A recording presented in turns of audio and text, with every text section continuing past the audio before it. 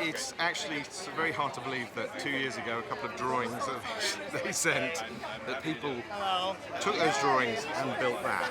It's like incredible. You don't have any understanding of the scale or the complexity of how they did it, but it's here and it exists. And the first night I arrived at 1 in the morning, and I just saw over the park and the lights were being tested and stuff like that. That was actually very emotional because I realised how large this was. Yeah. You know, I'm lucky to work on these great films, but I've never worked on anything quite as big as this. We talked a lot about what everybody's, you know, what the audience's experience is when the story is happening on film. It was the same for this. It's like, what's the audience, what were the visitors' experience as they travel from area to area?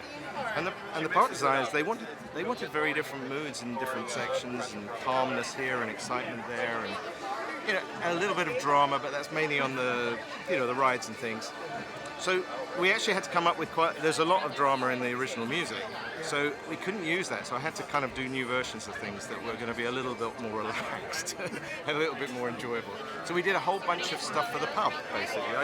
First time I've ever written pub music. I spent a lot of time in them, so I should know how to do it, but you know, we got to take all the tunes, and I got this great sort of folk band, and we just kind of jammed all on the tunes for a couple of days. It was great. It was one of the most fun musical things I've done in a while.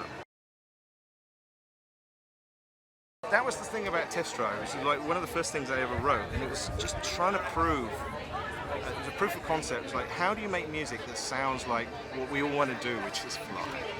I mean, that's one of the joys of the film, is this idea that you can have a friend who you can fly with, who will help you fly. So that's where those very initial sort of experiments, and I had like half of that cue. I didn't even have the second half of the tune. I just had the beginning of it. And I remember early on, I just played it for everybody, Dean and everybody, and I just kind of pressed play really loud with all the guitars and shit and the drums and everything else like that. I said, does this feel like flying? And I turned around, they looked like they'd been on a roller coaster. You can't say that to me because it's like I'm trying to work as well. I mean, like, I'm supposed to be working on Wicked 2 at the moment. I talk about culture. It's like, it's very hard to create if you think too much like that. It's too much weight on you. You just try and concentrate. Is this good?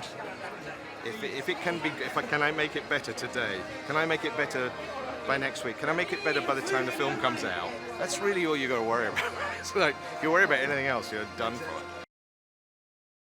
Hey, thanks for watching. Don't forget to like and subscribe.